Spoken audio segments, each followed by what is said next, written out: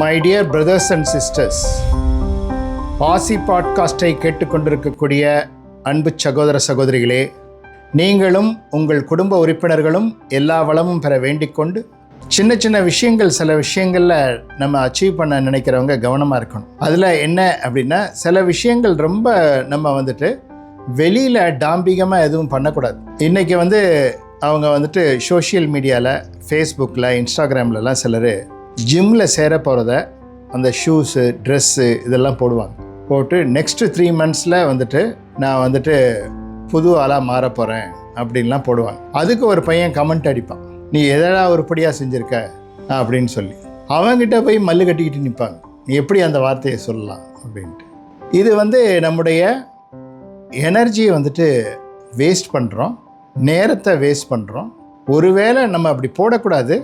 அப்படி போட்டுட்டோம், அது ஒருத்தர் எதிர்மறையாக பேசுகிறாருன்னு சொன்னால் அவர்கிட்ட பேசி சண்டை போட்டு புரிய வைக்கிறேன்னு போகக்கூடாது. அந்த செயல்களை செஞ்சு அதை காமிக்கணும்.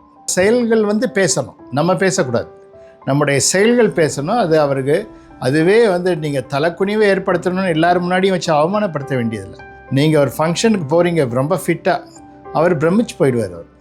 அதனால் நம்ம பேசி அதெல்லாம் இது பண்ணி அவங்கள வாயடைக்க வைக்கிறேன் அப்படின்னு சொல்கிறது, இனிமேல் யார்கிட்டையும் ஒரு இது மாதிரி பேசக்கூடாதுன்னெலாம் சொல்கிறது, அது நம்ம அகங்காரம் பண்ணுற வேலை, ஈகோ பண்ணுற வேலை. அதனால் ஒருத்தர் என்ன பண்ணாரா, நிறைய நம்ம இது மாதிரி கொஞ்சம் நழுவ விட்டுருவோம் வாழ்க்கையில். டேனியல் என்ற ஒருவர், அவருக்கு நம்ம மற்றவர்களுக்காக உழைக்கிறோமே, ஒரு இடத்துல வேலையில் இருக்கார், நாமே ஏன் நம்முடைய வளர்ச்சிக்காக நம்முடைய எனர்ஜியை பயன்படுத்தக்கூடாது அப்படின்னு யோசிக்கிறார். அப்படி அதிகாலையில் ஒரு பொறி தட்டுது அவருக்கு. என்ன அப்படின்னு சொன்னால், நியூ டிசைன்ஸு அப்படியே ஒரு இடத்துல இருக்குது. அது அவர் பக்கத்து ஊரில் இருக்குது. அங்கே போய் சொன்னால் நம்ம என்ன டிசைனில் டிஷர்ட்ஸ்லாம் கேட்குறோமோ அந்த மாதிரி போட்டு கொடுத்துருவாங்க. அதை 200%க்கு மேலே ப்ராஃபிட் இருக்குது அதில். அதை ஏற்கனவே பண்ணுறவங்க ஒரு சிலர் பண்ணால் கூட அது சரியாக பண்ணலை. அவங்க என்ன கொடுக்குறாங்களோ அதை வாங்கிட்டு விற்கிறாங்க. இவருக்கு இன்னோவேட்டிவாக அப்படி வருது. உடனே என்ன பண்ணுறாரு, அவர் வீக்கெண்டில் ஃப்ரெண்ட்ஸை கிராசரி ஐட்டம் விற்கிற இடத்துல மீட் பண்ணுறார். மீட் பண்ணிவிட்டு அந்த மளிகை கடையிலேருந்து வெளியே வரும்போது இப்படி ஒரு ஐடியா வருது இன்னோவேட்டிவாக அப்படின்னு சொல்கிறார். ஃப்ரெண்டு உடனே பாராட்டுறார், ரொம்ப பெரிய இதுப்பா, நல்லா இருக்குது. அப்புறம் மறுநாள் காலையில் புது புது டிசைன்ஸ்லாம் வருது. ஃப்ரெண்டு ஃபோன் பண்ணுறாரு, ஆண்டர்ப்ரனர் ஆக போகிற, நீ பெரிய ஆளாக போகிற அப்படி இப்படின்லாம் சொல்கிறார். அப்போ என்ன ஆகும், கற்பனையிலே டோபமைன் சுரக்க ஆரம்பிச்சிடும். இந்த டோபமைன் சுரக்க ஆரம்பித்தோடனே நம்ம அப்படியே ப்ளஷர் ஸ்டேட்லேயே அப்படியே ஒரு ஜாய்ஃபுல் இதில் இருப்போம் கற்பனையிலே. அது என்ன பண்ணும், அப்படியே நாட்கள் ஓடுது, மாதங்கள் ஓடுது. வேலையை விடுறதா என்னென்னு டயலமாவில் இருக்கார். அங்கே போய் பேசணும்னு யோசிக்கிறாரே தவிர பிளானை எக்ஸிக்யூட் பண்ண தெரியல. அப்போ வேற ஒருத்தன் போடுறான் அதே மாதிரி புது புது டிசைன். நான் பண்ணி ஒரு வெப்சைட் க்ரியேட் பண்ணி போடுறான். அதை பார்த்தோன்னே இவருக்கு ரொம்ப தாழ்வு மனப்பான்மை, கில்ட்டி ஃபீலிங் வருது. ரொம்ப நாள் கடத்திட்டோம் நம்ம யோசிச்சு. இப்போ நம்ம முதலே இதை ஆரம்பிச்சிருக்கணும், இதுக்கு பதிலாக வேறு ஏதாவது பண்ணலாமா இனிமேல் அப்படின்னு யோசிக்கிறார். இப்படி வாழ்க்கையில் அந்த சுய முன்னேற்றம், அந்த சுய தொழில் இதெல்லாம் நாட்கள் உருண்டு ஓடுது, எதுவுமே பண்ணலை கடைசியில். அதனால் நம்ம என்ன அப்படின்னா, ப்ரிசர்வ் பண்ணணும் நம்ம எனர்ஜியை.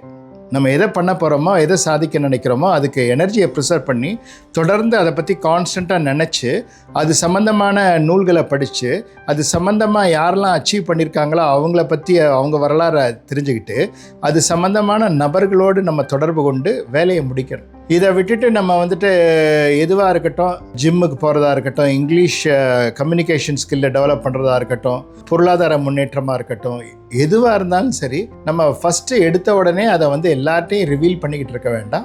நம்ம என்ன பண்ணணும், அதுக்கு எப்படி தகுதியை வளர்த்துக்கணும் அப்படின்றத தனிமையிலேருந்து யோசிக்கணும். தக்கவர்களிடத்தில் அது சம்பந்தமாக ஆலோசனைகளை பெறலாம். அதுக்கப்புறம் நம்ம அந்த பிளானை எக்ஸிக்யூட் பண்ணுறதுக்கு என்ன பண்ணணும் அப்படின்றத மௌனமாக இருந்து யோசித்து பண்ணணும். பண்ணிக்கிட்டே போகும்போது தொடர்ந்து பலவிதமான பாதைகள் நமக்கு புலப்படும். அப்படி புலப்படும் போது அவங்க தான் மிகப்பெரிய தொழிலதிபராக மாறுறது. அவங்களுக்குள்ள உள்காந்தம்னு சொல்லுவாங்க, நிறைய விஷயங்கள் அவங்க ஈர்க்க ஆரம்பிச்சிருவாங்க. எனக்கு தெரிந்த நண்பர்களே நிறைய பேர் இந்த மாதிரியெல்லாம் பண்ணியிருக்காங்க. அதனால் என்கிட்ட சாதாரணமாக சந்தித்து பேசிட்டு அவங்க அப்போ சாதாரணமாக இருந்தவங்க இப்போ வருடந்தோறும் பல கோடிகளை அவங்க ஈட்டி கொண்டு இருக்கிறார்கள். அவங்க நூற்றுக்கணக்கான கோடி டேர்ன் ஓவர் பண்ணுறாங்க. அதில் பல கோடிகளுக்கு அவங்க இப்போ அதிபதியாக இருக்காங்க. அதனால் அவங்கெல்லாம் எப்படி செயல்படுறாங்க அப்படின்னு பார்க்கும்போது அந்த மென்டல் மூவியில் அதையே கவனிச்சுக்கிட்டு இருக்குது. அந்த மைண்டில் ஓடக்கூடிய அந்த இதை வந்து காட்சியை வந்துட்டு எப்படி வந்து செயல்படுத்துறது அப்படின்றத அனலைஸ் பண்ணி அப்படி வெற்றி பாதையில் அவங்கெல்லாம் போய்கிட்டு இருக்காங்க. அதனால நீங்கள் வந்துட்டு எதுவாக இருந்தாலும் சரி, நம்ம வந்துட்டு முதல்ல நம்ம வந்து உட்காந்து அமைதியாக யோசித்து என்ன பண்ண போகிறோன்றதை அனலைஸ் பண்ணிவிட்டு அதுக்கப்புறம் நம்ம அது சம்மந்தமானவர்களோட வெற்றி பெற்றவர்களை கலந்து பேச வாய்ப்பு இருந்தால் பேசிட்டு அந்த பிளானை உடனடியாக எவ்வளோ சீக்கிரம் எக்ஸிக்யூட் பண்ண முடியுமோ பண்ணணும் என்று கூறிக்கொண்டு, நீங்கள் வந்துட்டு சில விஷயங்களை வந்து ரகசியமான முறையில் வச்சு நம்ம வெற்றி பெறணும். அதனால் நம்ம வந்து மூடர்கள் நிறைந்த ஒரு சூழலில் வாழ்ந்துக்கிட்டு இருக்கோம். மூடன்னா எனக்கு தப்பாக நினச்சக்கூடாது. அறிவு மூடப்பட்டிருக்கு. அவன் திடீர்னு ஏதாவது கோமாளித்தனமாக கமெண்ட் அடிப்பாங்க. அது நமக்கு கோபத்தை ஏற்படுத்தும். அந்த கோபம் வந்துட்டு நம்மளை வெற்றி பாதையிலேருந்து பின்னுக்கு தள்ளும். அதனால் நாம் வந்து எதையும் வந்து ரொம்ப பேச வேணாம். அது தகுதி வாய்ந்தவர்களை சந்திக்கும் போது அதை பற்றி ஆலோசனைகளை பெறலாம் என்று கூறிக்கொண்டு, நீங்கள் அனைவரும் வெற்றி பாதையிலே செல்வதற்கு உள்மனதில் கொண்டு போய் அதை நல்லா டீப்பாக வந்துட்டு அனலைஸ் பண்ணுங்கள். அனலைஸ் பண்ணிவிட்டு பிளானை எப்படி எக்ஸிக்யூட் பண்ணலாம் அப்படின்னு நினச்சி ரொம்ப காலம் தாழ்த்தாமல் அந்த பிளானை எக்ஸிக்யூட் பண்ணணும் அப்படின்னு கேட்டுக்கொண்டு, வாழ்க்கையிலே நாம் அனைவரும் வெற்றி பெறுவோம் என்று கூறிக்கொண்டு நிறைவு செய்கின்றேன். வாழ்க வளத்துடன். RC Podcast by MS Ravishankar Raja.